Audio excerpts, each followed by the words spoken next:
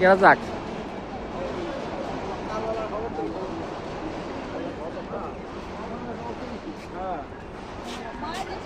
সাহাবি তো নিয়ে যায়।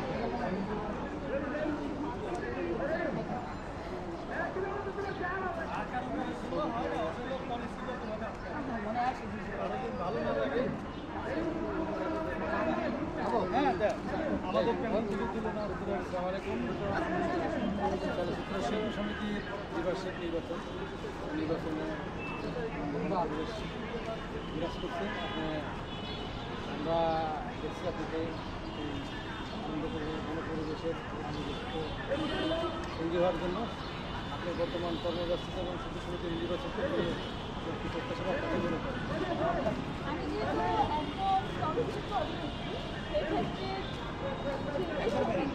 রাখেন রাখেন বললাম ওনার মেয়ে এবার আমি প্রথম ভোট দিব। তো দীর্ঘ 2 দশক পর শিশু সমিতির মেম্বার হলাম এবং এবার প্রথম ভোট দিব। কাজ যাদের সাথে বছরের পর বছর দেখা হয় না তাদের সাথে দেখা হচ্ছে, কথা হচ্ছে, একটা মিলন মেলা হচ্ছে, এটা সবচেয়ে ভালো লাগে। আর আমার এখন কর্মব্যস্ততা হচ্ছে আমার দুটি সিনেমা মুক্তির অপেক্ষায়, জাহিদ হোসেনের আজাদ এবং পাকিস্তানের পাহাড়ি মেয়ে, 4টি দীর্ঘদিনের মুক্তির অপেক্ষায় আছে। আমার একটা সংগঠন আছে, অনুরাগ সামাজিক সাংস্কৃতিক সংগঠন, আমি প্রতিষ্ঠাতা সভাপতি। তো আমাদের প্রতিষ্ঠা বার্ষিকী হচ্ছে 7ই আগস্ট। এটার কার্যক্রমগুলো মানে চলছে, আমরা কার্যক্রম করছি ইনশাআল্লাহ এই তো চলছে। শিল্পী সমিতি দুটি প্যানেলে এবার আপনার নতুন ভোটার দুটি প্যানেলে নির্বাচন করছেন, চৌধুরী এবং আনন্দ ভাই। আপনার কাছে কোন প্যানেলের সম্ভাবনা আছে? একজন শিল্পী হয়ে আমার সব শিল্পীদের প্রতি ভালোবাসা আছে। আমি সব শিল্পীদের প্রচণ্ড ভালোবাসি। এখানে আমি ভাগ করতে পারবো না, কারণ মুক্তি আরমান ভাই ওরা আমার ভাই বোন, জয় চৌধুরী এবং শিবা শানু ওরাও আমার ভাইয়া। তো সবাই আমার খুব প্রিয়।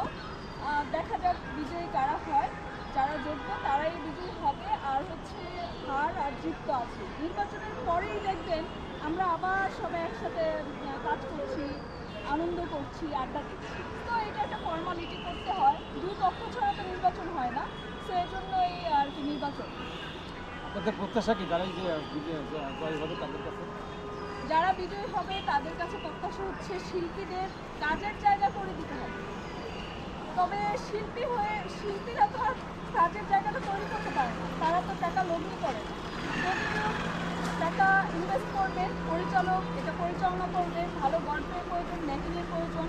দেন আমরা শিল্পীরা হচ্ছে সর্বশেষ একটি মানে সামনে যে প্রেজেন্ট করার যে ব্যাপারটা, আমরা হচ্ছে আমরা কাজ করতে চাই, এই ব্যবস্থাটা করতে হবে। এবং আমরা যত দূর জানি যে আমাদের বাংলাদেশ সরকার সাংস্কৃতিক খাতে কিন্তু 2 কোটি টাকা দিয়েছে, এবং আমরা যদি বিবেচনা করি যে আমাদের সাকিব ভাই একাই নেয় কিন্তু 1 কোটি টাকা, তাহলে হিসাব করেন যে কী অবস্থা আমাদের মানে ইন্ডাস্ট্রি।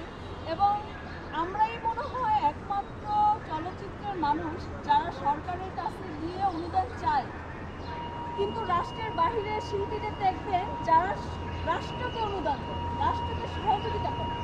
আমাদের বাংলাদেশের শিল্পীরা এগুলো বুঝতে, দেশের কোথাও শিল্পীরা